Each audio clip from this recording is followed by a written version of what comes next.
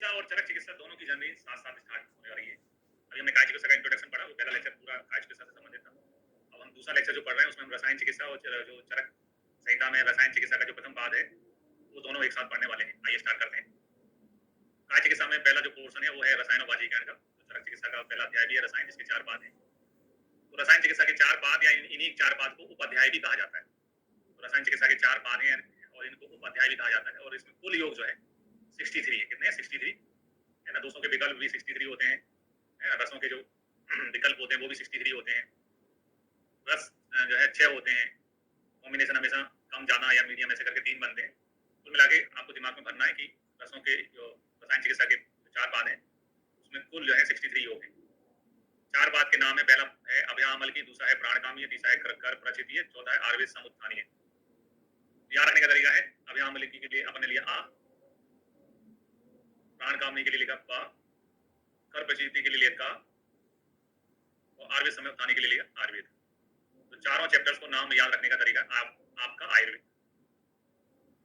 है ना। चारों चैप्टर्स के नाम याद रखने का तरीका है आपका आयुर्वेद है ना। आ से अभ्यामल की, पा से प्राणकामी, आ से कर प्रचिति और आयुर्वेद से आयुर्वेद समुत्थानी। ये चारों चैप्टर्स को नाम याद रखने का तरीका है। अभ्यामल की में टोटल 6 योग बताए गए हैं। कितने योग हैं? 6। जैसे हरितकी के 6 भेद होते हैं, वो हरितकी के 7 भेद होते हैं। 7 भेदों में से एक अभ्या को हमने अलग कर दिया, तो कितने बचे? 6 है ना। अभ्या को हटा दें 7 में से तो कितने बचे? 6। पहले चैप्टर में 6 योग हैं। प्राण की कामना, जैसे अभी हमारे जो कप्तान है रोहित शर्मा, वो 37 ईयर के हो चुके हैं है ना। इसके बाद में जैसे 37 में तो खेल रहे हैं और सबसे बढ़िया खेल रहे हैं, तो 37 में भी फिटनेस अच्छी रहती है। तो रसायन में हम एक टर्मिनोलॉजी पढ़ते हैं, बाय का स्थापन है ना। बाय स्थापन एक एज पढ़ते हैं कि भैया इसके बाद में हमारी एज जो है आगे ना बढ़े, उतनी ही रहे। तो हमको चुनना था कितनी रहे, तो हमने चुना 37। 37 एक ऐसा है ना, तो व्यक्ति मेच्योर होता है ना, ज्यादा बहुत मेच्योर हो जाता है, बीच वाली कंडीशन रहती है। सबसे अच्छा खेल का अनुभव रहता है, फिटनेस भी ठीक ही रहती है, मतलब एकदम बेकार भी नहीं होती 37 में। तो बाय स्थापन के हिसाब से प्राणों की कामना, वो प्राण जो हमेशा बने रहे, तो 37 हमने सोच लिया। फिर आते हैं कर प्रचिति। कर का मतलब होता है हाथ है ना। कर का मतलब होता है हाथ, एक्स नहीं होता है। कर का मतलब हाथ होता है। हाथ को क्या करते हैं अपन? जोड़ते हैं। हाथ जोड़ना जो है हमारे 16 संस्कारों में आता है, मतलब संस्कारों में आता है, 16 में तो नहीं आता है। संस्कार 16 होते हैं और हाथ जोड़ना नमस्ते करना ये हमारे संस्कार है। ठीक है, हाथ जोड़ना नमस्ते करना हमारे संस्कार है। कर प्रचिति में संस्कार की जितनी संख्या है 16, उतने योग आते हैं। आयुर्वेद समुत्थानी में 4 है। आयुर्वेद का जो है उत्थान करना है अपन को, आयुर्वेद को ऊपर बढ़ाना है, उत्थान करना है, आयुर्वेद को आगे लेके जाना है। तो चारों वर्ग जो समाज के चारों वर्ग होते हैं, चारों वर्गों को अच्छा काम करना पड़ेगा, चारों लोगों को उसको आयुर्वेद को आगे बढ़ाना पड़ेगा। तो आयुर्वेद समुत्थान में टोटल कितने हैं? 4 हैं। फिर से समझते हैं, आपका आयुर्वेद से हमें इनके नाम याद हो जाते हैं। आपका यानी अभ्यामल की, प्राणकामी, कर प्रचिति, आयुर्वेद समुत्थानी। फिर हमें दूसरा जो एग्जाम का क्वेश्चन है कि कौन से पाद में कितने योग हैं, तो अभ्यामल की में 6, प्राणकामी में 37। प्राणों की कामना जो हमने चुनी वो 37 ईयर की चुनी, 25 साल का नहीं चुना, क्योंकि 25 साल में मेच्योरिटी नहीं आती, थोड़ी मेच्योरिटी भी होना चाहिए। रोहित शर्मा की एज पकड़ लिया बने 37। कर प्रचिति है ना। कर यानी हाथ जोड़ना हमारे संस्कार है, संस्कार 16 है। आयुर्वेद के समुत्थान के लिए चारों वर्गों के लोगों को काम करना पड़ेगा, आयुर्वेद समुत्थानी में 4 है। ठीक है, अब आते हैं इसके बाद में कौन से पाद में कौन सा योग बताया गया है। अभ्यामल की में ब्रह्म रसायन प्रथम बताया गया, ब्रह्म रसायन द्वितीय बताया गया। तो ये ब्रह्म रसायन प्रथम और द्वितीय में क्या अंतर है, तो हम ऐसा ऑब्जर्व करेंगे, जो प्रथम होता है ना, वो हर्बल रहता है, यानी उसमें काष्ठ औषधियां होती हैं, और जो द्वितीय होता है उसमें रस औषधियां होती हैं, उसमें भस्म होती है। तो ब्रह्म रसायन 2 बताएं, ब्रह्म रसायन प्रथम और द्वितीय। इसके अलावा च्यवनप्राश, तो च्यवनप्राश का वर्णन जो है कौन से बाद में है, ये एग्जाम का क्वेश्चन है, पूछा जाता है। च्यवनप्राश सबसे पॉपुलर है और पहले बाद में आया है, तो ब्रह्मा भगवान जी से स्टार्ट किया, ब्रह्म रसायन प्रथम द्वितीय सबसे फेमस पे स्टार्ट किया च्यवनप्राश। फेमस के अंदर के बाद में जो नाम है, नाम क्या है? अभ्या अमल की है ना। तो अभ्या और अमल की के योग आ गए। इसके बाद में आमलक में आमलक रसायन आ गया, और अभ्या यानी हरित के 2 योग आ गए, हरित इत्यादि रसायन, हरित इत्यादि रसायन और हरित इत्यादि योग, जैसा कि चैप्टर का नाम है अभ्या अमल की। तो अभ्या और अमल की के योग आ गए। तो हमने अभ्या अमल की किसे बोला, इसके नाम पूरे याद रखने का तरीका।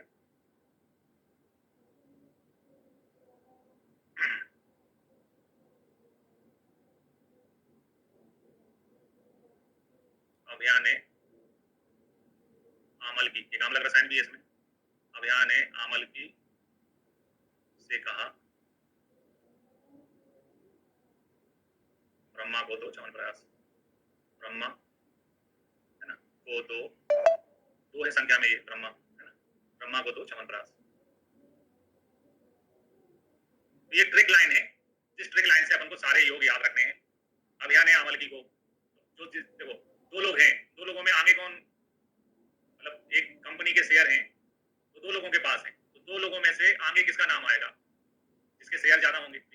क्योंकि दो बार है, हरित्यादि रसायन है, हरित्यादि योग है, इसलिए अभ्या पहले शब्द है, अभ्या यानी हरित के दो योग हैं, है ना, तो अभ्या पहले है, फिर आमले का केवल एक ही है, आमला सेकंड पे आता, अभ्या अमल की चैप्टर का नाम है।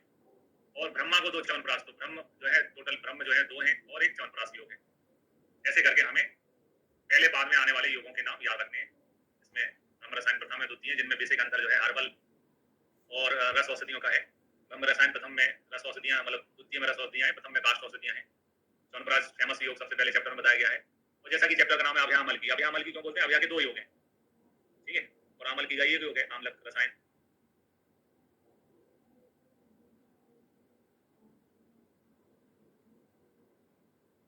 फिर आते प्राण कामी अध्याय, इसमें 37 योग हैं, सतपाक, सहस्पाक, आम्लक घृत है, आम्लक चूर्ण है ना, और उसके अलावा आम्लक अवलेय है, ठीक है, और नांगवला रसायन है, भल्लातक रसायन है। इसके मेन हाईलाइट जो है नांगवला और भल्लातक है। नांगवला भल्लातक इसके हाईलाइट है। नांगवला में आता है ना, भल्लातक में आता है भा। तो यहाँ पर हमारा जो चैप्टर का नाम है वो है प्राण। जैसे कि हमें बता दें, रावण के प्राण क्या में थे, नाभि में थे उसके। भगवान श्री राम ने नाभि में जब जो है धनुष बाण से प्रहार किया, तब जाके वो जो है मरा था। तो प्राण कहाँ है, रावण के नाभि में। ना और भी यानी कि मुख्य हीरो इसका ना और भी है, यानी नांगवला और भल्लातक जो है योग इसमें बताए गए इस चैप्टर में। जब नाभि के बारे में हमारे सामने कोई चीज आती है तो हमें बच्चों की नाभि याद आ जाती है, जिसका नाभि नाल कर्तन करते हैं। नाभि जो है बच्चों की नाभि काटते हैं पैदा होने के बाद में, नाभि नाल कर्तन करते हैं। और नाभि नाल कर्तन करने में कई बार उसमें पाक हो जाता है, यानी पक जाती है। इसमें जो है सतपाक और सहस्पाक योग आए हैं, है ना। और नाभि पाक पकने के बाद में बिगड़ जाता है, मतलब केस कॉम्प्लिकेटेड हो जाता है। घर वाले अपनी चिकित्सा करते रहते हैं, डॉक्टर को दिखाते नहीं है। तो नाभि पाक जो है बिगड़ जाता है। कितने बार बिगड़ा, 19 बार। याद रखने का तरीका जो कि जो है सेकंड चैप्टर में जो योग आता है, नाभि पाक बिगड़ा 19 बार। नाभि नाम वाला भल्ला तक, नाभि पाक यानी सहस पाक और सतपाक, नाभि पाक बिगड़ा, बिगड़ा यानी बिडंगादि योग 19 बार, यानी 19 बलादी रसायन 19 बार जो है नाभि, नाभि जो है केस बिगड़ा, बिगड़ा से बिडंग, और 19 बलादी रसायन 19 बार जो है नाभि का केस बिगड़ा। ऐसे करके सारे योग याद करना है। और देखो पहले जो है सबसे पहले हमने आम्लक रसायन पढ़ लिया पहले चैप्टर में, है ना। रसायन औषधियों में आंवला ही सबसे बेस्ट माना जाता है। उसके बाद में सेकंड चैप्टर्स में जब अपन आए, सेकंड पार्ट में जब अपन आए, तो इसमें आम्लक घृत है, आम्लक चूर्ण है, आम्लक अम्लेय है, अपर आम्लक अम्लेय है। यहाँ केवल आंवले का एक योग था, यहाँ आंवले के बहुत सारे योग हैं, क्योंकि आंवला ही अपन को प्राण देने वाला है, एंटीऑक्सीडेंट आंवला ही होता है। यहाँ आम्लक, इस दूसरे पाद में आम्लक घृत है, ठीक है, आम्लक चूर्ण है, अलग अलग उसके फॉर्म है, आम्लक घृत है, आम्लक चूर्ण है, आम्लक अवलेय है, अवलेय, और इसके अलावा अपर आम्लक अवलेय भी है, ठीक है। इसके अलावा नाभि पाक बिगड़ा 19 बार, 19 बार बिगड़ा, क्योंकि हम आंवला ही आंवला देते रहे। आंवले से ठीक हो जाएगा, आंवले का घी ले लो, आंवले से ठीक हो जाएगा, आंवले का चूर्ण ले लो, आंवले से ठीक हो जाएगा, आंवले का अम्लेय ले लो, आंवले से ठीक हो जाएगा, अपर आम्लक अम्लेय ले लो। तो हम पेशेंट को दे आंवला, दे आंवला, दे आंवला, आंवला खिला दे रहे हैं, आंवला लो, आंवला लो, आंवला विटामिन सी है, विटामिन सी इन्फेक्शन विटामिन कहलाता है, हीलिंग कर देता है। तो नाभि पाक बिगड़ा 19 बार, ठीक है। क्यों बिगड़ा, क्योंकि अपन ने पेशेंट को एक ही दवाई देते रहे, आंवला, आंवला चूर्ण, आंवला घृत, आंवला चूर्ण, आंवला घृत, आम्लक अम्लेय, अपर आम्लक अम्लेय। तो पेशेंट का नाभि पाक जो है बिगड़ गया 19 बार, क्योंकि अपन उसको दे आंवला, आंवला ब्यावला देते रहे, आंवला ब्यावला देते रहे, अच्छे से इलाज नहीं किया, इसलिए 19 बार बिगड़ गया, ठीक है। इस प्रकार से हम इस चैप्टर के योग याद रख सकते हैं। अब आते हैं कर प्रचिति। कर प्रचिति का मतलब हाथ जोड़ना, जो हमारे संस्कार में आते हैं। तो इस चैप्टर में कर प्रचिति में 4 मेद रसायन बताए गए, है ना। माँ बाप हमेशा बच्चों को टोकते हैं, जो भैया अंकल आए थे आपने उनको नमस्ते नहीं किया, मतलब याद दिलाते मेद चीजें इस चैप्टर में बताई गई। त्रिफला, है ना, गिने चुने 3-4 मेहमान ही आते हैं घर पे, तो अपन एक्सपेक्ट करते हैं कि भैया नाना नानी को, दादा दादी को नमस्ते करेंगे, चाचा चाची को नमस्ते करेंगे। 4 प्रकार के त्रिफला इस चैप्टर में है। 2 प्रकार के पिपली रसायन, पिपली वर्धमान, पिपली रसायन बताए गए इस चैप्टर में। इसके अलावा एंड रसायन है, शिलाजतु रसायन है, शिलाजतु मैन है, शिलाजतु रसायन का क्वेश्चन बनता है, मेद रसायन का क्वेश्चन बनता है ना। शिलाजतु रसायन का, मेद रसायन का क्वेश्चन बनता है, त्रिफला रसायन का क्वेश्चन बनता है, पिपली रसायन का क्वेश्चन बनता है। इसके अलावा लोहा आदि रसायन बताए। और आंवला इतना अपन ने यूज कर लिया, आंवला इतना यूज कर लिया कि आंवले के जो है सारे जैसे होते हैं ना कि पेशेंट इतने आ रहे हैं कि अपने पास उसकी बोतल सीसी सब खत्म हो गई, केवल आंवला बचा है यहाँ पर आते आते। केवल आम्लक रसायन, आम्लक अयस रसायन, यानी आंवले को जिस कढ़ाई में बनाया होगा लोहे की कढ़ाई में, उसका आम्लक अयस रसायन। आंवला इतना यूज हो चुका कि केवल आंवला बचा है, या आंवले की कढ़ाई बची है। अयस यानी लोहे, लोहे की कढ़ाई होती है। इस चैप्टर में केवल आम्लक बचा है, या आंवला कढ़ाई में बचा है। अयस यानी लोहे की कढ़ाई में आंवला बचा है। उसके अलावा इसमें 4 मेद रसायन, 4 त्रिफला रसायन, 2 पिपली रसायन, है ना, और शिलाजतु और एंड रसायन, लो रसायन, ये बताएं। तो याद रखने का तरीका, है ना, याद रखने का तरीका देखते हैं। याद रखने का तरीका मैंने लिखा,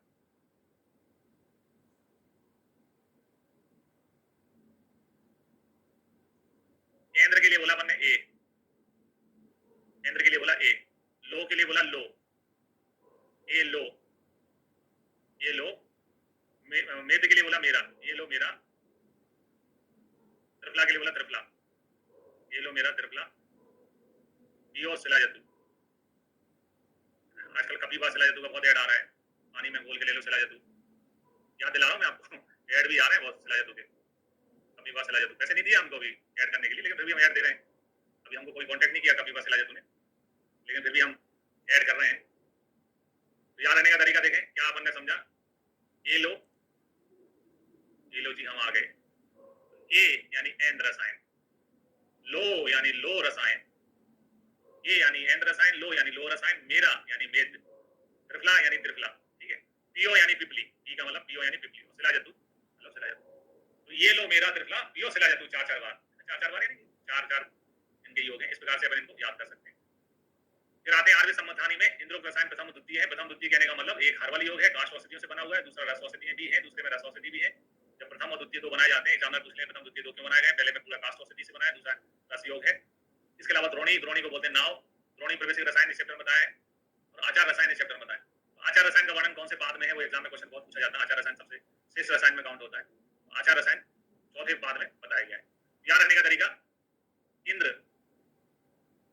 इंद्रोक्त रसायन प्रथम द्वितीय, इंद्र द्रोणी में लेकर, द्रोणी यानी नाव को कहते हैं, द्रोणी में आयुर्वेद के समाधान के लिए आचार रसायन लेके आए द्रोणी में। जैसे घर से कोई आता है ना, तो अपन देखते हैं बैग में क्या लेके आए, आचार रसायन, इंद्र द्रोणी में आचार रसायन लेके आए। इस प्रकार से ये चार योग हमें याद हो जाएंगे, इंद्रोक्त रसायन यानी इंद्र, द्रोणी यानी द्रोणी प्रवेशिक रसायन, और आचार रसायन। इस लाइन में ये चार चीजें छुपी हुई हैं। कौन कौन सी है ना, एक तो इंद्र, द्रोणी, द्रोणी का मतलब नाव होता है, boat, Aman Gupta, boat, boat यानी कि नाव को कहते हैं, बोट, और आचार रसायन यानी कि सबसे श्रेष्ठ रसायन आचार रसायन होता है। इनको नाव में लेके आए किसके लिए, आयुर्वेद के समाधान के लिए। इस प्रकार से हम इन चार चैप्टर के पाद, जो रसायन के जो चार पाद हैं, उनके हमें नाम याद करना है, कौन सा पाद प्रथम है, द्वितीय, तृतीय, चतुर्थ है, कौन से पाद में कितने योग हैं, कुल योग 63 हैं, और एक कोई नाम लेके, जैसे सिला जतु रसायन का वर्णन कौन से पाद में है, मल्लातक रसायन का वर्णन कौन से पाद में है, नांगबला कौन से पाद में है, मेद रसायन कौन से पाद में है, अमल की रसायन कौन से पाद में है, च्यवनप्राश कौन से में है। इस टाइप के बहुत सारे क्वेश्चन, ये छोटे से अभी अपन ने मतलब मुश्किल से 6-8 लाइनों में लिखा हुआ है, लेकिन बहुत सारे क्वेश्चन इस टॉपिक में से बनते हैं, ठीक है। तो ये थी समरी चरक संहिता के रसायन चिकित्सा के जो चार पाद हैं, उनकी समरी पढ़ी अपन ने। अब अपन चरक चिकित्सा का पहला चैप्टर पढ़ने वाले हैं, जो कि है अभ्या अमल की रसायन पाद। पहला चैप्टर देखते हैं इसके बाद।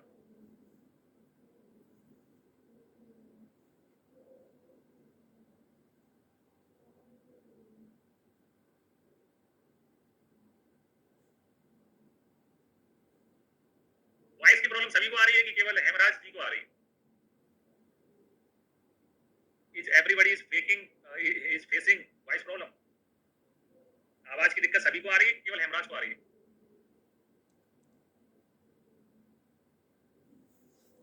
Okay okay okay okay okay भाई, ऑडियंस फुल हो गया। अब आते हैं अपन अभ्या अमल की रसायन पाद में।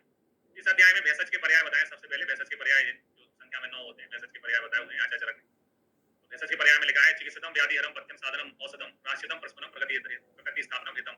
चिकित्सा के 9 पर्याय बताए हैं। चिकित्सकम जो है भेषज यानी औषध का पर्याय है। चिकित्सकम व्याधिहर, व्याधि को दूर करता है। पथ्य जो होता है वो भी एक प्रकार से औषध का रूप में काम करता है, इसलिए पथ्य भी भेषज यानी औषध का पर्याय है। इसके अलावा है ना साधन है, औषध है, प्राश्चित है ना, प्रशमन और प्रकृति स्थापन यानी कि जो चीज विषम हो गई थी उसको उसी रूप में लेके आना, प्रकृति स्थापन और हित, ये सब भी जो है भेषज यानी औषध के पर्याय आचार्य चरक ने बताए हुए। इनको काउंट करते तो इनकी संख्या 9 आती है। श्लोक में संख्यावाची श्लोक नहीं है, श्लोक में संख्या नहीं लिखी है, इसलिए संख्यावाची क्वेश्चन नहीं बनेगा। लेकिन निम्नलिखित में कौन सा भेषज का पर्याय है अथवा नहीं, ऐसा क्वेश्चन पूछा जा सकता है। इसके बाद में औषध के 8 पर्याय जो है, ये श्लोक जो है, जो सेकंड नंबर का श्लोक है वो अष्टांग का है, अष्टांग हृदय का है, निदान के लास्ट चैप्टर का है, चिकित्सा के लास्ट चैप्टर है, अष्टांग हृदय चिकित्सा का है। चिकित्सा में 22 चैप्टर है, 22वें चैप्टर का है। तो अष्टांग हृदय ने लिखा है औषध के पर्याय 8 बताए। चिकित्सकम हितम पथ्यम प्रश्चितम विसर्जितम भेषजम समनम सस्तम पर्याये स्मृतम औषधम। यहाँ पर आचार्य जो भागवत है उन्होंने चिकित्सा के या औषध के 8 पर्याय बताए। उसमें से उन्होंने जो चरक के हैं, चरक के व्याधिहर और प्रकृति स्थापन ये नहीं माने, माइनस का चिन्ह लगाया अपन ने यहाँ पर, माइनस का चिन्ह, ये माइनस, ये चीजें नहीं मानी है। ये प्लस का चिन्ह है, विसर्जितम लेकिन बताया है ना, विसर्जितम बताया नहीं पता था या चरक में विसर्जितम नहीं जानते थे। चरक में विसर्जितम शब्द यूज कर रखा है ना, लंघन के बारे में आएगा कि उन्होंने विसर्जितम शब्द यूज कर रखा है, लेकिन यहाँ पर जो पर्याय जहाँ बताते हैं वहां पर नहीं बता रखा है ना, वहां पे नहीं बता रखा है। व्याधि प्रकृति स्थापन देगा अष्टांग हृदय ने विसर्जितम शब्द बताया है, ठीक है। फिर आए भेषज के पर्याय यानी चिकित्सा के पर्याय, वो दो होते हैं, स्वस्थ सूजस्कर यानी स्वस्थ व्यक्ति में स्वस्थ भावों को बढ़ाने वाले, और दूसरा होते हैं आर्तस रोगनों यानी रोगाक्रांत व्यक्ति को रोग है ना उसके रोग को दूर करने वाले, ठीक है। जिस प्रकार से भेषज के दो भेद होते हैं वैसे चरक ने आ भेषज के भी दो भेद बताए। आ भेषज के होते हैं दो, बाधन और सानुबाधन। तो बाधन का मतलब होता है अल्पकालिक आपत्ति से रोग का होना, है ना, जैसे जिनको अपन इंग्लिश में कहते हैं एक्यूट, बहुत सारे रोग होते हैं जो एक्यूट होते हैं, लाइक वायरल इन्फेक्शन जो है वो एक्यूट होते हैं, अल्पकालिक आपत्ति से होते हैं। और दूसरे होते हैं सानुबाधन, जिनको टाइम लगता है, जिनको अपन कह सकते हैं क्रोनिक, बहुत सारे जो रोग होते हैं वो क्रोनिक इन्फेक्शन होते हैं। तो बाधन और सानुबाधन को अपन एक्यूट और क्रोनिक से समझ सकते हैं। बाधन का मतलब है अल्पकालिक पत्त से होने वाले रोग का होना, और सानुबाधन का मतलब है दीर्घकालिक यानी लंबी चलने वाले, है ना, दीर्घकालिक पत्त से रोग का होना। अब ये आचार्यों में मैंने देखा कि बिल्कुल टू कॉपी, जैसे आजकल तो लोग एक दूसरे का बिल्कुल टिप देते हैं, है ना, आगे पीछे कोई स्टूडेंट होशियार बैठा तो लोग उसकी कॉपी टिप देते हैं एग्जाम में, लेकिन चरक सुश्रुत और भागवत में ऐसा नहीं मिलता, वो एकदम एग्जैक्ट नहीं लिखते जो एक आचार्य ने लिखा रहता है। तो आ भेषज की जगह अनऔषध शब्द यूज किया है अष्टांग संग्रह का। एक औषध होता है, औषध के विपरीत क्या होता है, अनऔषध होता है। आ भेषज की जगह क्या शब्द यूज किया है, अनऔषध, नकल नहीं करना क्योंकि हमको अनऔषध शब्द किया। अनऔषध में लिखा है बाधन और सानुबाधन। बाधन यानी एक्यूट, तो शब्द प्राणहर होता है बाधन, और सानुबाधन यानी क्रोनिक, तो कालांतर में नुकसान पहुंचाने वाला होता है, कालांतर यानी अनुबाधन, ठीक है। इसके लिए शब्द प्राणहर बोला बाधन के लिए, और अनुबाधन के लिए लिखा है कालांतर, देर से टाइम लगने वाला होता है। मेन कांसेप्ट दोनों का एक ही है, एक एक्यूट डिसीज होती है, एक क्रोनिक डिसीज होती है। फिर आते हैं जैसा कि चैप्टर अपन अभी अमल की बात जो रसायन का पढ़ रहे हैं, तो रसायन क्या होता है वो हमें मालूम होना चाहिए। तो रसायन की परिभाषा में लिखा हुआ है आचार्य चरक में, लाभोपाय हुई सस्ता नाम रसादी नाम रसायनम। यहाँ एक शब्द आता है शस्त्र। शस्त्र, शस्त्र का मतलब होता है उत्तम, उत्कृष्ट, श्रेष्ठ, यानी जिसके माध्यम से हमें श्रेष्ठ रसादी धातुओं की प्राप्ति होती है ना, जिसके माध्यम से हमें श्रेष्ठ रसादी धातुओं की प्राप्ति होती है उसे क्या कहते हैं, रसायन कहते हैं। श्रेष्ठ रसादी धातुओं की प्राप्ति होती है उसे रसायन कहते हैं। सारंगर में भी एक परिभाषा दी है ना, सारंगर ने कहा है रसायनम तच यज्ञम, रसायन उसे कहते हैं यद जरा व्याधि विनाशनम, जो जरा और व्याधि को दूर करे, यानी कि आपके शरीर में से जरा यानी बुढ़ापे को और व्याधि दोनों को दूर करे, उसे हम क्या कहते हैं, रसायन कहते हैं, यद जरा व्याधि नाशनम, ठीक है। तो जरा व्याधि वाला श्लोक जो है वो सारंगर का, ध्यान रखना।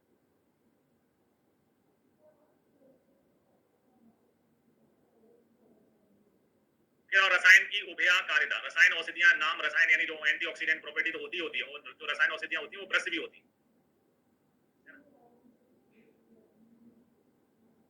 जैसे अपन कभी क्रिकेट में बोलते हैं ना, एक खिलाड़ी जो है वो सेंचुरी भी बनाता है और मैच भी जिताता है, ये भी दो क्वालिटी लेके चल रहा है रसायन जो है औषधियां, दो क्वालिटी लेके चलती हैं, वो है कहते हैं दो क्वालिटी होना। स्वस्थ उजस्कर यत्तु तद ब्रश्यम तद रसायनम, यानी कि जो रसायन औषधियां होती हैं वो ब्रश प्रॉपर्टी वाली भी होती है, हमारे शरीर को, है ना, स्वस्थ व्यक्ति में जो स्वस्थ भावों को बढ़ाती है ताकि वो बीमार ना पड़े। तो जो रसायन है उनके अंदर ब्रश गुण भी रहता है, तद ब्रश्यम तद रसायनम। रसायन के गुण में, रसायन के गुण में लिखा है दीर्घम आयु स्मृति मेधा आरोग्यम करुण भया, है ना, प्रभा बाण सॉरी उदार देहि बल परम वाक सिद्धि प्रणति कांति लभ देना रसायन। यहाँ रसायन के गुण में पहला शब्द आया दीर्घायु। भगवान से आपको कुछ मांगना था तो अपन ने क्या मांगी, है ना, जी दे रहा हूं दीर्घायु, दीर्घायु हो। रसायन के गुण में पहला शब्द दीर्घायु है। उसके बाद में स्मृति, आयु दीर्घ हो जाए और आप भूल जाओ सब, अल्जाइमर हो जाए आपको, जैसे बुढ़ापे में होते हैं ना, कई लोग बहुत ज्यादा बूढ़े रहते हैं लेकिन वो अल्जाइमर हो जाता है, उनको सब भूल जाते हैं। दीर्घायु के बाद दीर्घायु तो हो और उसके साथ स्मृति भी हो, है ना, फिर दिमाग भी काम करे, है ना, मेधा भी हो, आरोग्य भी हो, और उम्र कैसी हो जाए, उम्र यानी कि दिखने में कैसे रहो, तरुण भया, जवान बने रहो। ये श्लोक इसका फलश्रुति का श्लोक है, रसायन का, ये एग्जाम में पूछा जाता है ना, एग्जाम में लाइन आ जाती है और पूछा जाता है किसके बारे में कहा गया, तो रसायन के गुण है दीर्घम, है ना, दीर्घायु, दीर्घम आयु स्मृति मेधा आरोग्य तरुण भया। इसके अलावा हमारा जो प्रभा है, जो चेहरे पे आभा होती है, जो हमारा कलर है, स्किन कलर है, जो स्वर है, वो सब अच्छी हो जाती है। देह इंद्रिय बल परम, है ना, देह इंद्रिय जो है बल प्रदान करने वाला है। ये छोटी लाइन भी पूछी जा सकती है, देह इंद्रिय बल परम किसके लिए कहा गया है ना, जैसे ओजस कर्म परम जो है वो अभी इंद्र रसायन में पढ़ेंगे अपन, ये लाइन भी पूछी जा सकती है, ठीक है। तो ये रसायन के गुण है, रसायन के लाभ है। इसके अलावा वाक सिद्धि होती है, यानी व्यक्ति जो बोलता है वो होने लगता है। ये सब चीजें रसायन के सेवन करने से प्राप्त होती है।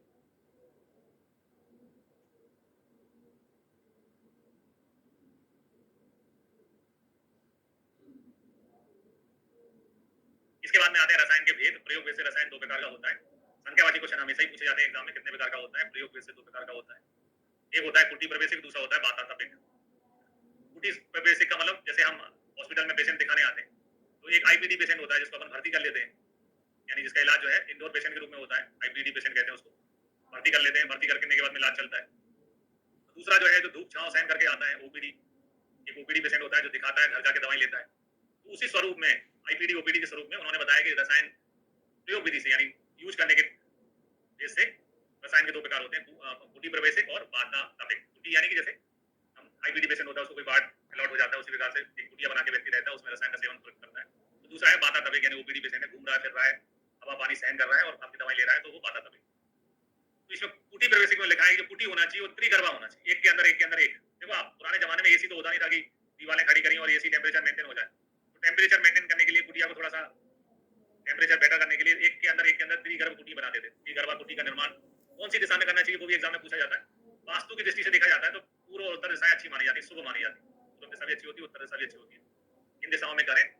इन दोनों विधियों में कुटी प्रवासिक मुख्य होती है, यानी मेन होती है, ऑब्वियस है ना, कुटी प्रवेशिक में कंट्रोल रहता है क्योंकि पेशेंट के ऊपर आपका, और बाधा तपिक गौण होती है, सेकेंडरी होती है। इन दोनों में मेन कौन है? कुटी प्रवेशिक। या जैसे आप एक हॉस्पिटल चला रहे हो तो हॉस्पिटल में आपकी प्रायोरिटी कौन होगा? ओपीडी पेशेंट कि आईपीडी पेशेंट? जो आपके यहाँ भर्ती है वो आपकी बहुत बड़ी जिम्मेदारी होती है ना, भर्ती पेशेंट बहुत ज्यादा जिम्मेदारी वाला काम होता है, ठीक है। तो कुटी प्रवेशिक मुख्य है, बाधा तपिक गौण है। फिर आप प्रयोजन भेद से रसायन के प्रकार, ये अपन रस ग्रंथों में पढ़ते हैं, इसके लिए कोई जो रस शास्त्र की बुक होती है उनमें भी लिखा हुआ है।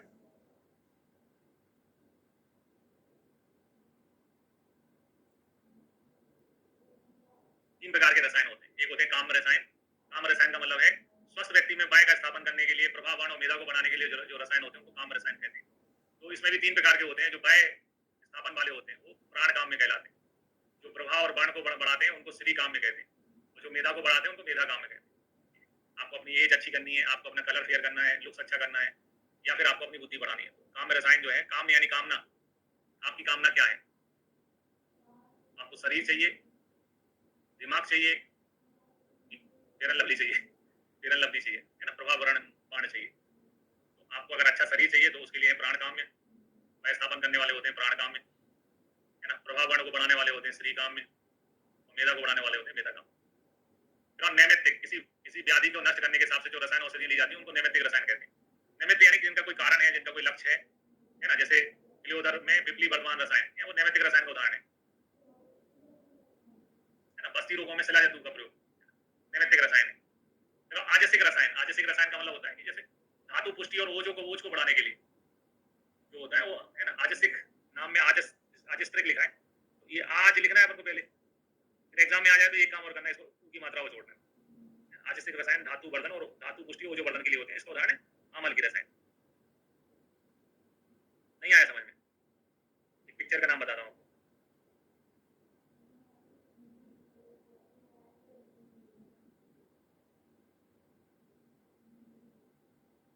आ ओ आ ए है ना, आजस्तिक रसायन ओजो वर्धक होता है, उसका उदाहरण क्या है? आमल की रसायन। फिर रसायन बाजीकरण, इन दोनों में रसायन का प्रयोग उत्तम माना जाता है क्योंकि रसायन के प्रयोग से शरीर में सात्विक गुणों की वृद्धि होती है ना, बाजीकरण से शरीर में राजस गुणों की वृद्धि होती है।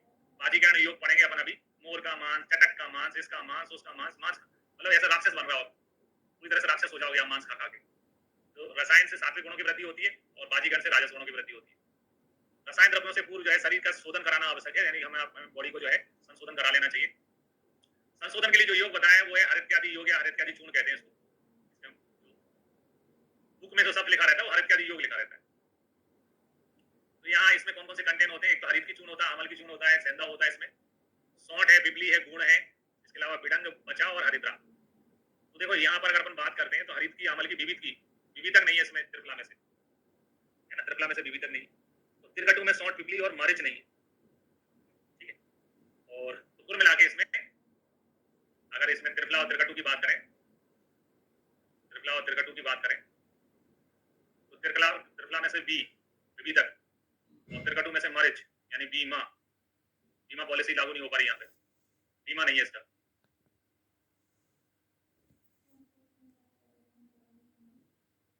बीमा नहीं है तो कौन बचाएगा?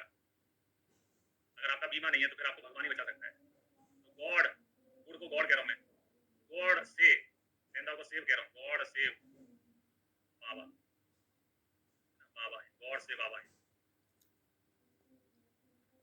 बीमा नहीं है, गॉड यानी गुड, से यानी सेंधा, सेव,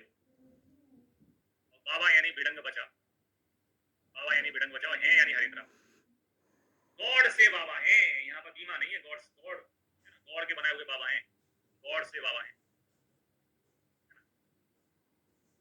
गुड़ सेंडो विडंग बजाओ हरिद्रा होते हैं इसमें। त्रिफला तिरकटू कंप्लीट नहीं होता है। उस त्रिफला तिरकटू की बात करें तो ईमा ईमा यानी कि विविधक और मरीच नहीं होते इसके अंदर। ईमा यानी इसमें विविधक नहीं है और मरीच नहीं। ठीक है, आगे बढ़ते हैं। हरित के गुण बताए गए हैं यहाँ पे, है ना। हरित के गुण में लिखा है, हरित के गुण कौन से हैं? हरित के गुण में लिखा है हरित की पंचरस आ लवणाम पंचरसा उष्णाम आ लवणाम सेवाम। हरित में कितने रस होते हैं? 5 रस होते हैं। कौन सा रस नहीं होता? आ लवण, मां में आ चुका है, आ लवण, यानी कि हरित में 5 रस होते हैं। कौन सा रस होता है ना? लवण रस नहीं होता हरित के अंदर। आ लवणाम है ये, लवण रस नहीं होता। सिवा इसका, सिवा यानी कल्याणकारी, सिवा हरित का पर्याय है। हरित की 2 साल नौमन करती है, यानी 200 का 2 मार्क्स से बाहर निकालती है।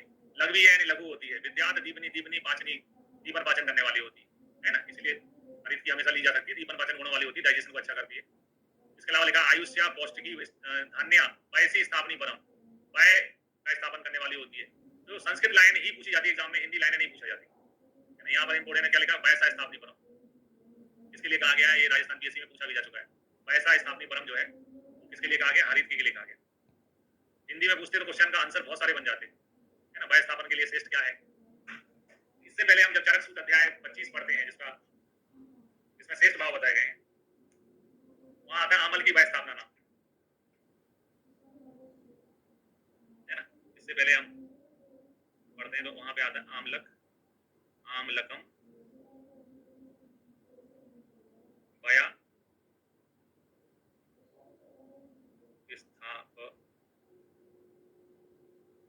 स्थापना, आमल की वया स्थापना। कहाँ पढ़ते हैं? चरक सूत्र अध्याय 25 श्रेष्ठ भाव श्लोक नंबर 40, है ना। तो ये 2 क्वेश्चन है। देखो हिंदी में क्वेश्चन इसलिए बंद हो चुके हैं, हिंदी में तो पूछे ही नहीं जाते क्वेश्चन। हिंदी में पूछे वय स्थापन कौन है, वय स्थापन में श्रेष्ठ कौन है, तो अमला भी सही आंसर है, हरित की भी सही आंसर होगा इस लाइन से। लेकिन वैसा स्थापनी परम, संस्कृत लाइन का तो कोई तोड़ ही नहीं होता। तो संस्कृत लाइन पूछी वैसा स्थापनी परम, तो उसका आंसर क्या? हरित की, क्योंकि राजस्थान पीएससी 2011 में एक क्वेश्चन पूछा जा चुका है। इसके बाद में है सर्व रोग प्रशमनी बुद्धि इंद्रिय बल प्रथम, सभी रोगों में का प्रशमन करने वाली होती है। हरित की ऋतु हरित की पढ़ते हैं, क्योंकि सभी रोगों में काम कर जाती है। बुद्धि इंद्रिय बल प्रथम, बुद्धि इंद्रिय को अच्छा करने वाली होती है, बल प्रदान करने वाली होती है। अर्स में गुड़ हरित की यूज करते हैं, अर्सासी अर्स रोगों में अच्छा काम करती है ना। ग्रहणी दोष में अच्छा काम करती है। पुराण में विषम ज्वर में भी, विषम जो है ना, ज्वरंती तो विरेचनम, है ना, ज्वर के अंत में विरेचन चिकित्सा होती है। हरित की में विरेचन गुण रहता है। अर्स में, ग्रहणी दोष में, पुराण ज्वर में, विषम ज्वर में अच्छा काम करती है। और बुद्धि स्मृति बुद्धि प्रमोचा जय शीघ्रम, स्मृति बुद्धि प्रमोय, ये लाइन भी एग्जाम में पूछी जा चुकी है। किसके लिए कहा गया? हरित के लिए। जब आप दिवा स्वप्न पढ़ोगे ना, तो दिवा स्वप्न में लिखा रहता है, दिवा स्वप्न विकार में स्मृति बुद्धि प्रमोह। दिन में आप सोते हो ना, तो दिवा स्वप्न जो विकार बताए चरक में, यानी दिवा स्वप्न से होने वाले जो विकार बताए, उसमें आता है बुद्धि स्मृति बुद्धि प्रमोह। यानी जब दिन में अपन सो के उठते हैं तो अपना काम नहीं करता है, दिमाग थोड़ी देर काम नहीं करता है। ऐसे समय में हरित की चाय पी लो, आप हरित की चूस लो, या फिर इडली हरित की वो आते हैं आजकल टुकड़े, वो चूस लो पल के। ये लाइन बहुत इंपॉर्टेंट है, तो इसमें लिखिए स्मृति बुद्धि प्रमोह। यानी जैसे अपन, है ना, दिन में सोने के बाद उठते हैं, थोड़ी देर दिमाग नहीं काम करता है। तो आज की जनरेशन के लोग क्या करते हैं? ग्रीन टी पी लेते हैं। लेकिन चरक के जमाने में हरित की पीते थे। हरित के लिए बोला गया ये स्मृति बुद्धि प्रमोह जय शीघ्रम, है ना। ये लाइन भी क्वेश्चन के रूप में पूछी जाती है। फिर आते हैं हरित का निषेध। हरित का निषेध किसमें है? जिसको हरित लेना नहीं चाहिए, मतलब हरित है तो अच्छी मल्टीपर्पस है, लेकिन इनको नहीं लेना चाहिए। तो अजीर्ण, अजीर्ण में तो हर चीज मना होती है। अजीर्ण रुक्ष भोजी, जो रूखा भोजन करता है, स्त्री से भी यानी बहुत ज्यादा मैथुन करता है, मद्य का सेवन करने वाला, विष सेवन से ग्रसित, विष ग्रसिता। इसके अलावा सेवन ने ना अभ्यायते शुद्ध तृष्णा अर्धिता, है ना, शुद्ध तृष्णा क्षुधा और उष्णता से पीड़ित रोगी को हरित का निषेध है। कुल मिला के 8 है इसमें चीजें। अजीर्ण है, रुक्ष भोजी 2 है, स्त्री 3 है, मद्य 4 है, विष से ग्रसित 5 है, तृष्णा 6 है, क्षुधा 7 है, उष्णता 8 है। चरक में हर चीज 8 ही बताई जाती है। 8 लोगों को हरित का निषेध है। इन 8 जो है कंडीशंस है, इनमें 2 रोगों के नाम आते हैं। एक तो अजीर्ण, एक रोग में काउंट होता है। अजीर्ण में हरित नहीं लेना चाहिए। दूसरा तृष्णा भी रोग है, तृष्णा में हरित नहीं लेना चाहिए, हरित, है ना। तो दो रोग इसमें है, जो रोग है, एक तो अजीर्ण, दूसरा तृष्णा। टोटल 8 ऐसे लोग बताएं जिनको हरित का निषेध है। ठीक, फिर आए आमल की हरित में क्या अंतर है? आमलकी और हरित की उनके गुणधर्म समान है। हरित की जो है उष्ण विरोधी, आमल की जो है शीत विरोधी। तो दोनों के गुणधर्म समान है, लेकिन अंतर क्या है? बेसिक अंतर ये है कि हरित की उष्ण विरोधी और आंवला शीत वीर है, पित्त सामक होता है। आंवला आप सभी को मालूम है, आंवला पित्त सामक होता है। बेसिक अंतर, दोनों के गुण समान है, लेकिन है ना, अमल की शीत विरोधी। फिर यहाँ पर एक लाइन है, अतश्य अमृत कल्पानी विद्यात कर्म भी रसई हरित की नाम यश्यानी विसक आम्लकश्चा। यानी हरित की और अमल की के जो सस्यानी यानी बीज रहित जो फल है वो अमृत के समान हितकारी होते हैं। यानी कि आंवला और हरित की जब यूज होते हैं तो उनकी गुठली निकाल लेते हैं, पर उनका रेसे वाला जो पार्ट होता है वो यूज करते हैं। तो इस श्लोक में सस्यानी का क्या अर्थ है? वो एग्जाम में पूछा गया जामनगर में 2005 में। इस श्लोक में सस्यानी का अर्थ है गुठली रहित फल। अतश्य अमृत कल्पानी विद्यात कर्म भी जैसे हरित की नाम सस्यानी विसक आम्लकश्च, है ना, अमृत के समान हितकारी है। अब देखते हैं पहला योग जो है, पहले चैप्टर में जो पहला योग बताया गया है वो ब्रह्म रसायन प्रथम है। प्रथम का मतलब क्या होता है? जो प्रथम होता है वो कास्ट औषधि वाला रहता है, इसमें हर्बल औषधि यूज होती है।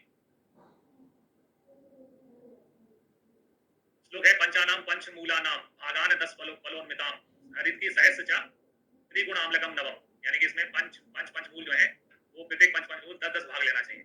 यहाँ चरक संहिता में पंचमूल का उल्लेख आया है, इस चैप्टर में उल्लेख मिलता है। दो शब्द होते हैं, मेंशन, पंचमूल मेंशन फर्स्ट बाय चरक, और दूसरा होता है विस्तृत वर्णन, यानी कि एक एक के घटक उसके कर्म। पंचमूल का विस्तृत वर्णन जो है वो हमें सुश्रुत संहिता में मिलता है। डिटेल जो है पंचमूल का वो सुश्रुत संहिता में, लेकिन पंचमूल का सर्वप्रथम उल्लेख पूछेंगे आपसे तो आंसर क्या लगाओगे आप? चरक संहिता। पंचमूल का दो प्रकार के क्वेश्चन बनेंगे यहाँ पे। पंचमूल होते हैं,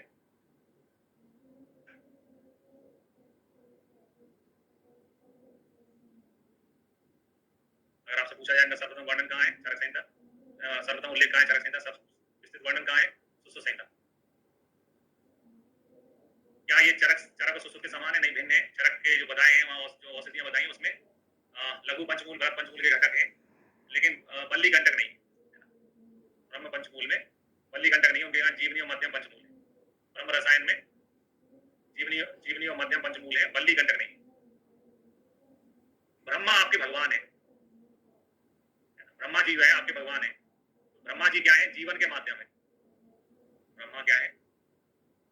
संसार उन्हीं से चल रहा है। ये क्या है? जीवन के माध्यम है। जीवन के क्या है? माध्यम है। तो जीवनी और मध्यम पंचमूल इसमें आते हैं। जो आपके भगवान है, ब्रह्मा जी के रास्ते में आप कांटे बिछाओगे क्या? बड़े कांटे, है ना, बड़े कांटे रखोगे क्या ब्रह्मा जी के रास्ते में? नहीं भैया, नहीं। ब्रह्मा जी के रास्ते में बड़े कांटे नहीं रखेंगे, हम नहीं रखेंगे भैया बड़े कांटे ब्रह्मा जी के रास्ते में। भगवान के रास्ते में बड़े कांटे कौन रख सकता है? तो याद रखना है कि ब्रह्म रसायन प्रथम में बल्ली और कंटक पंचमूल जो है वो नहीं होते, जीवनी मध्यम पंचमूल होते हैं। इसके अलावा हरित की 1000 मात्रा में है, हरित की सहस्र और त्रिगुणाम्लक। देखो हरित की आंवल की में जाना जो है रसायन गुण किसके अंदर है? आंवले के अंदर, तो आंवला ज्यादा यूज होगा। कई बार एग्जाम में इनका रेशो पूछा जा चुका है, हरित की आंवल की का रेशो कितना होता है ब्रह्म रसायन प्रथम में? तो 1:3। हरित की जो है 1 भाग और आंवला 3 भाग होता है। पुरानी एग्जाम के पेपर हल करोगे आप तो आपको क्वेश्चन मिलेगा, ये क्वेश्चन है, ये में पूछा गया है 2005 में। हरित की और ब्रह्म रसायन में हरित की आंवल की का रेशो कितना होता है? तो हरित की 100 भाग है और आंवला त्रिगुण आंवला है, आंवला है ना। हरित की जो है वो 1000 है, सहस्र यानी 1000 है, और आंवला त्रिगुण है 3000 है, 1:3 का रेशो है। इसके अलावा मिश्री होती है 1100 फल, तिल 2 अड़ग होता है, गोग्रत 3 अड़ग मधु होता है। मात्रा बताइए, एक काल में रोप 9 उपरुंध्यात आहारम एक मात्रा, यानी कि वह मात्रा जो आहार में बाधा ना पहुंचाए। आहार में बाधा पहुंचाने का मतलब क्या है? जैसे किसी ने आपके सामने ब्रह्म रसायन रखा नाश्ते में आपने 3-4 चम्मच 5 चम्मच खा गया, फिर उन्हें बोले खाना लगा दे, बोले नहीं, पेट भर के आप ब्रह्म रसायन से पेट भर के। इतना नहीं खाना है कि जो भोजन में बाधा पहुंचा दे, है ना। मतलब डोंट रिप्लेस, भोजन से रिप्लेस नहीं करते उसको, इतना ज्यादा नहीं खाना है। और खाने के बाद में सस्तिक पैसा यानी खीर, सस्तिक चावल दूध के साथ यानी खीर लेना है आपको। जैसे कई लोग खाने के बाद में पान खाते हैं, कई लोग जो है रबड़ी खाते हैं, कई लोग है ना वो रसमलाई खाते हैं, या तो आपको रसमलाई के साथ खीर खाना है, सस्तिक चावल की खीर खाना है दूध के साथ बनी हुई। कई लोग खाने के बाद आइसक्रीम खाते हैं या खीर खाना है, ठीक है। क्वेश्चन यही बनता है कि कौन से पंचमूल आते हैं? जीवनी मध्यम पंचमूल इसमें आते हैं, बल्ली कंटक नहीं आते। रेशो कितना है? आमल की 3 भाग है और हरित की 1 भाग है। फलश्रुति में लिखा है दीर्घम आयु वयस्य अग्रस्य कामश्चेष्टन समसनुते, इसमें भी दीर्घम आयु शब्द आता है, जैसे रसायन की फलश्रुति में था, जैसे दीर्घम आयु वयस्य अग्र, ये यहाँ पर भी लाइन आती है, दीर्घायु से ही प्राप्त होगी। फिर आते हैं द्वितीय। द्वितीय कहने का मतलब रस योग। पहला जो है हर्बल था, काष्ठ योग था, दूसरा रस योग है। ब्रह्म रसायन द्वितीय जो है वो रस योग वाला होता है।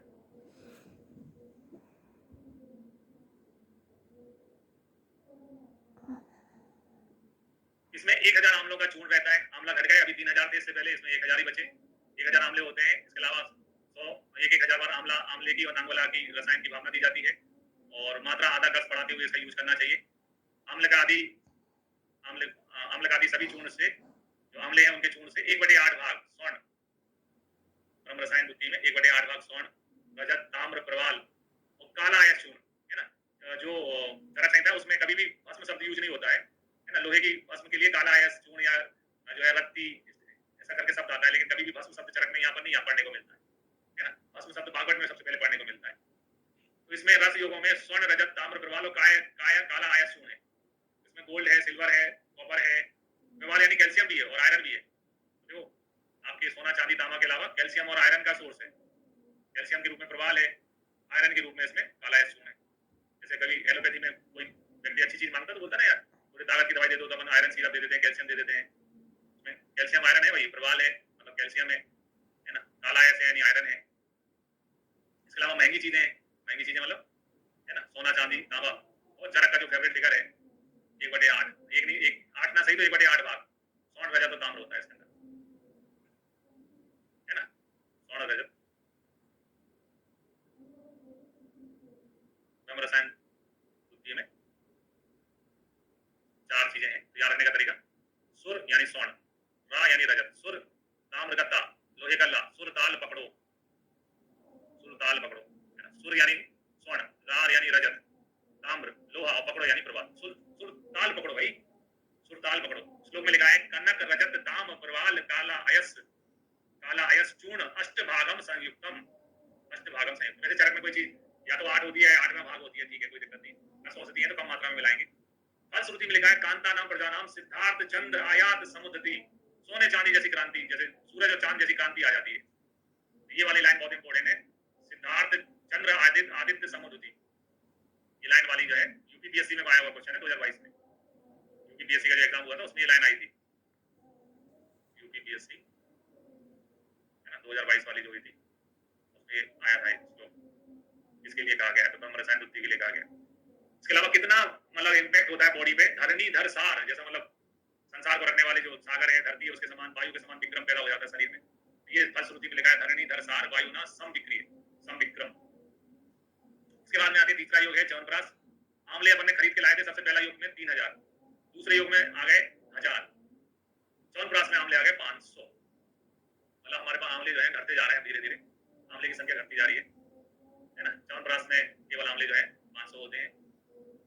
पात्र द्रव्य इसमें 36 होते हैं, संख्या पूछी जाती है ना। कुल पात्र द्रव्य 36 होते हैं और एक एक फल मात्रा में रहते हैं सारे पात्र द्रव्य।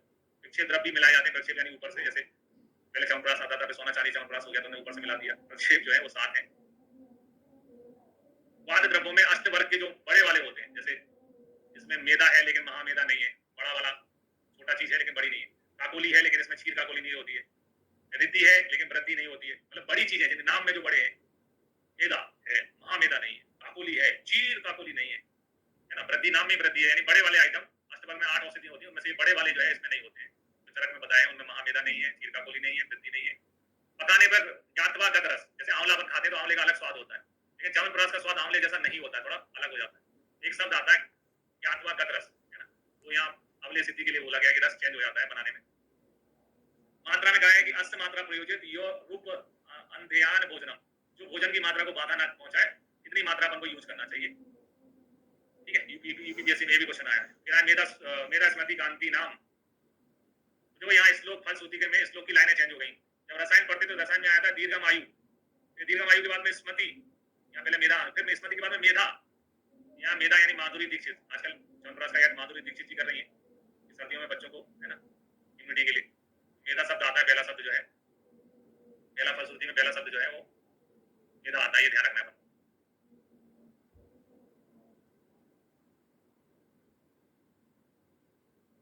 पहला शब्द मेधा आता है। मेधा स्मृति कांतिम अन्मयम व आयु प्रकर्ष फल बलेंद्रियाणाम, आयु का प्रकाश बलेंद्रिय की प्राप्ति होती है। फिर इसी में श्लोक है क्षीण छदानाम वृद्धानाम बालानाम चांगवर्धनम, ठीक है। तो ये क्षीण छदानाम बालानाम चांगवर्धनम किसके लिए कहा गया? चंद्रराज के लिए। जबकि महापिशाचिक घृत जो अपन पढ़ते हैं आगे चल के उन्माद की चिकित्सा में, उसमें आता है बुद्धि स्मृति कर्म चेव बालानाम चांगवर्धनम। तो बालानाम चांगवर्धनम दोनों में लिखा है, ये बला नहीं है, यहाँ भी बड़ा बा रहता है, बालानाम अंगवर्धनम दोनों में आता है, ठीक है। अब किसमें क्या आएगा? वृद्धानाम क्षीण छदानाम वृद्धानाम किसमें आता है? ये वृद्धानाम आता है च्यवनप्राश में, क्योंकि च्यवनप्राश के बारे में ही अपन ने ये नीचे कहा है ना, कि च्यवनप्राश का प्रयोग करने से च्यवन ऋषि को यौवन प्राप्त हुआ, ठीक है। तो वृद्धानाम च्यवनप्राश में। बुद्धि स्मृति, क्योंकि महापिशाचिक व्रत उन्माद का है, उन्माद में स्मृति का नाश होता, मतलब स्मृति भ्रंश होती है ना, स्मृति का भ्रंश होता है, इसलिए बुद्धि स्मृति कर्म चैव वो जो है महापिशाचिक व्रत का है ना, ये महापिशाचिक व्रत का है। वृद्धानाम वाला जो है च्यवनप्राश का है, ये वाली लाइन जो है च्यवनप्राश के लिए। क्षीण वृद्ध व्यक्ति में बालकों में अंगों को बढ़ाने वाला होता है च्यवनप्राश, और बुद्धि स्मृति करने वाला और अंगों को बढ़ाने वाला होता है महापिशाचिक व्रत, ठीक है। फिर जरा कृतम रूपम पास्य सर्व विविधि रूपम नव यौवनस्य, यानी च्यवनप्राश रसायन का प्रयोग करने से वृद्ध पुरुष भी बुढ़ापे के जरा जीर्ण शरीर को छोड़कर नव यौवन को धारण कर लेता है। तो कौन से रसायन के प्रयोग से वृद्ध व्यक्ति बुढ़ापे को त्याग करके नव यौवन को धारण कर लेता है? ये क्वेश्चन भी एमपीपीएससी 2015 में पूछा गया। अब आते हैं इसके लास्ट के योगों में। तो लास्ट के योग में आम्लक रसायन है जिसकी 4 विधियां बताई हैं। पहले में देखो अपने पहले 3 पढ़ लिए, जिसमें एक में 3000 आंवले थे, ब्रह्म रसायन प्रथम में, द्वितीय में 1000 आंवले थे, च्यवनप्राश में 500 आंवले थे। आम्लक रसायन में आंवले की 4 विधियां हैं। कितनी विधि हैं? 4। एक आंवले को हरित के साथ ले लो आप, आंवला हरित की, आम्लक विविध की, हरित की विविध की, और तीनों आम्लक हरित की विविध की, तो 4 विधियां बताई हैं। और जब हम इनका सेवन कर रहे हो तो आचार्य कहते हैं कि अन्न का परित्याग कर दें, बिना अन्न के इनका सेवन करना है। इसके बाद में आते हैं 5वां योग है हरित इत्यादि रसायन।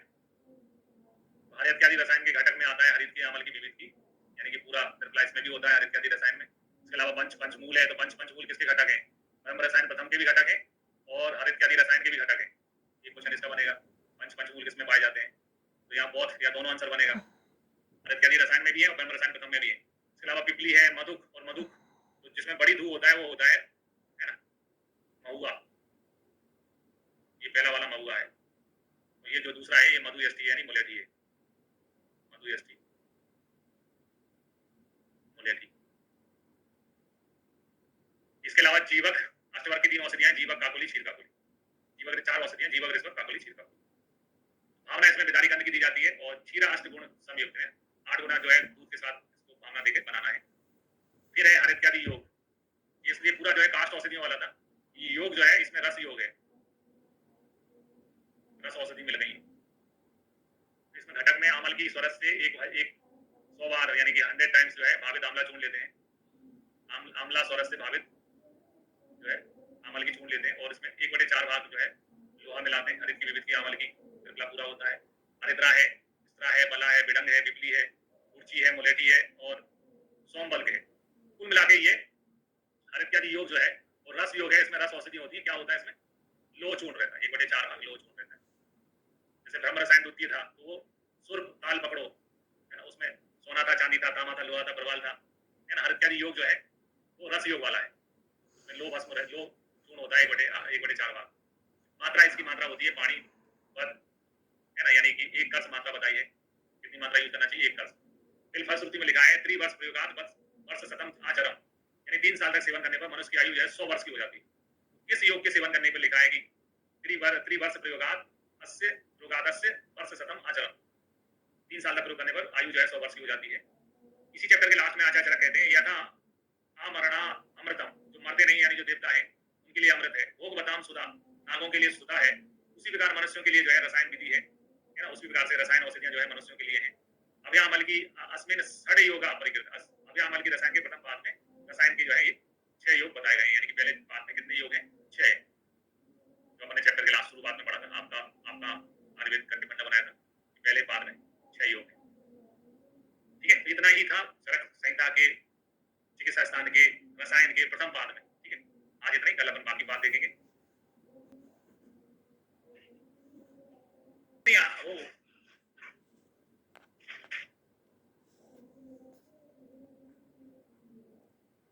वो जो शब्द होता है ना आर्दित, उसका मतलब ग्रसित होता है ना, व्याधि नहीं, आर्दित नहीं है, वो ग्रसित है, ग्रसित।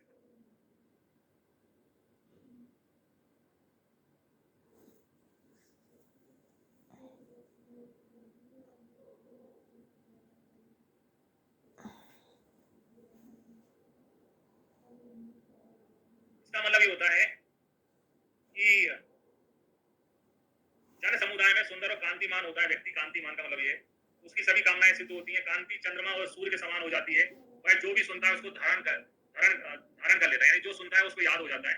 उसका मन ऋषियों जैसा सत्गुण वाला हो जाता है। उसके सेवन करने वाला पुरुष है ना लोहे के समान तृणकाय और वायु जैसा परिक्रमी हो जाता है। तो धरणीधर यानी जो सुनता है वो याद हो जाता है। वायु ना सम विक्रम यानी कि वायु जैसा पराक्रमी हो जाता है।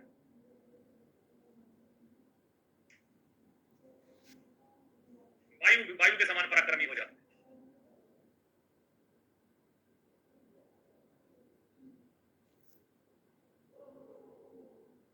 नहीं, अर्दित नहीं है।